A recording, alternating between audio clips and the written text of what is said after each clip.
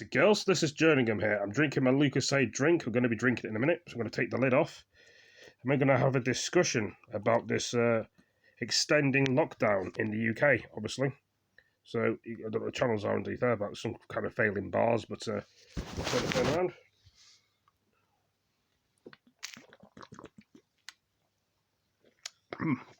Quite nice, the orange Lucasade. Anyway, apart from my orange Lucasade, we're going to be talking about this extended lockdown for the UK.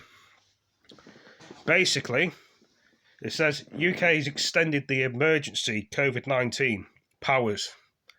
This splits opportunists for some members of the Parliament, which they've got 400 approval for passing the bill through, and I think got 98 said no, but the most majority did get it.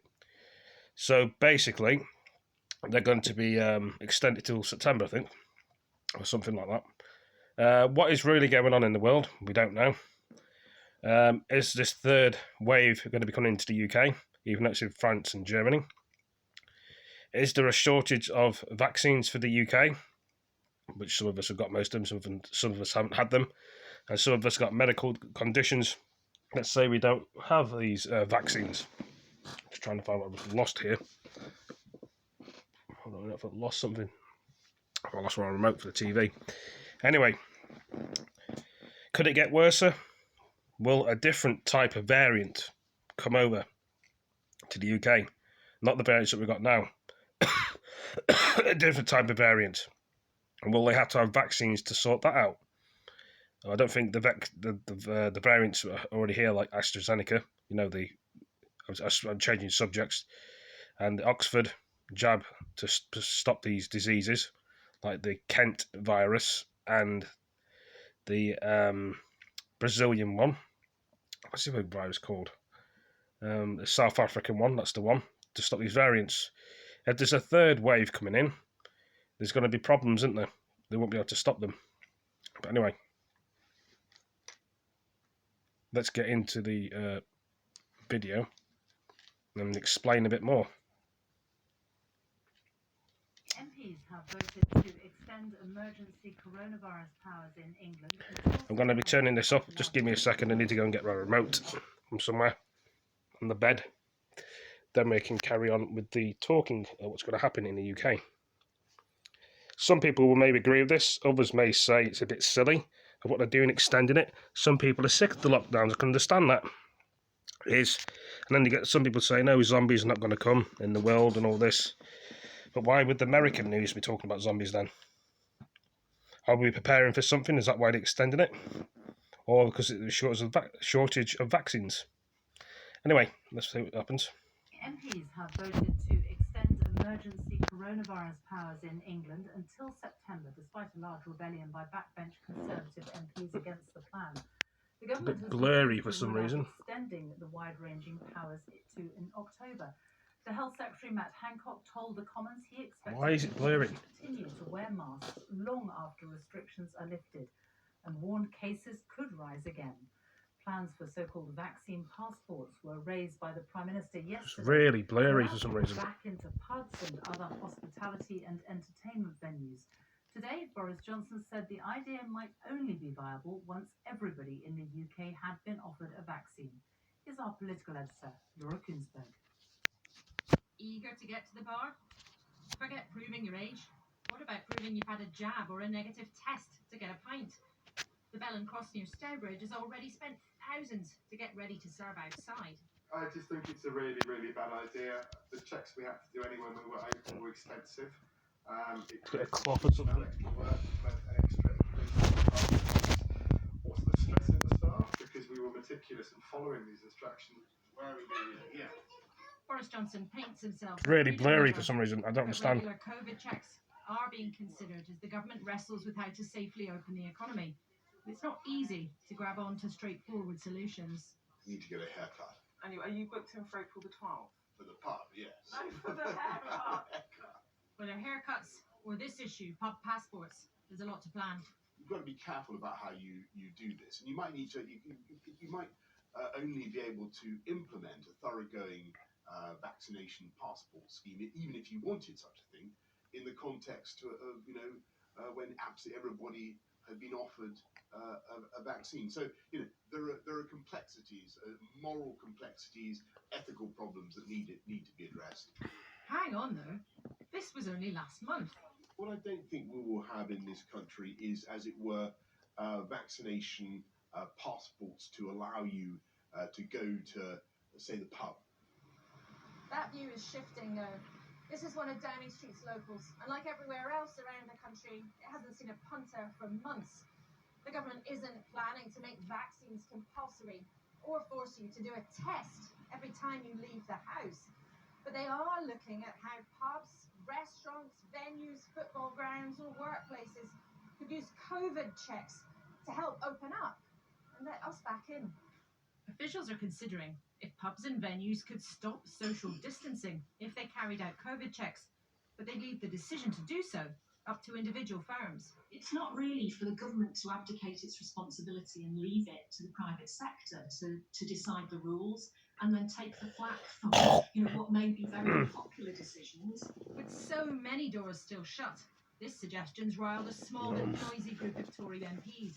Already unhappy that ministers asked them to extend the government's sweeping powers.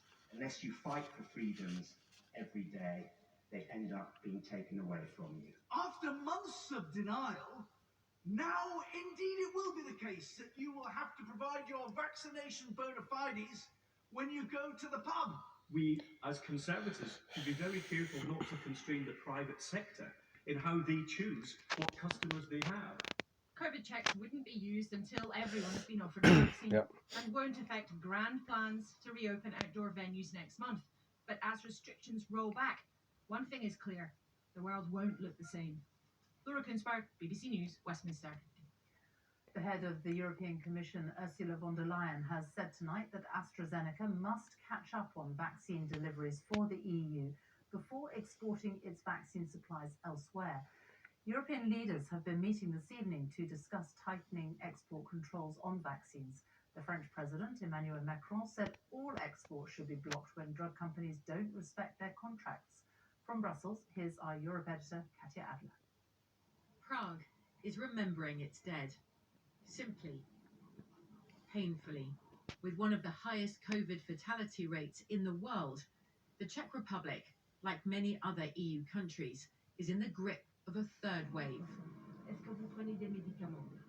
Vaccines are in short supply. National rollout, like here in Belgium, in disrepute. The EU's credibility on the line. EU leaders have been meeting remotely today to discuss how to secure the EU's vaccine supply, ensuring companies deliver jabs promised, and controversially, potentially blocking vaccine exports to vaccine-producing countries like the UK, which have an already advanced rollout. We want to make sure that Europe gets its fair share of vaccines, because we must be able to explain to our citizens that if companies export their vaccines to the whole world, it is because they are fully honoring their commitments and it does not risk security of supply in the European Union. What started as a health crisis now has political overtones here, especially after Brexit. EU leaders are under huge pressure to act. Their voters increasingly frustrated about a lack of vaccines and fearful because of a third wave of the virus.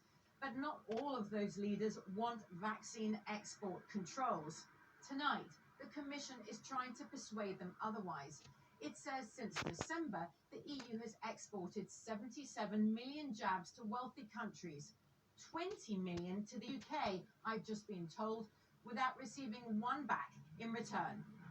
Intentionally provocative, perhaps, the Commission now insists Brussels was key in making the UK's vaccine effort a success. Some EU countries say they prefer never to use vaccine export controls for fear of disturbing international relations or supply chains. France is more hardline. But today, President Macron admitted the EU had made mistakes along the way. On n'a pas été assez vite, assez fort là-dessus. We didn't go fast enough, strong enough. It's absolutely true. We thought the vaccine would take time, but we are catching up. Not a moment too soon for Europeans languishing in lockdown, decimating their economies. Sophie, it's a two-day summit, but proceedings have now wrapped up for the night. And what have we learned? Well, that EU leaders have supported the Commission in wanting to expand powers over controls over vaccine exports leaving the bloc.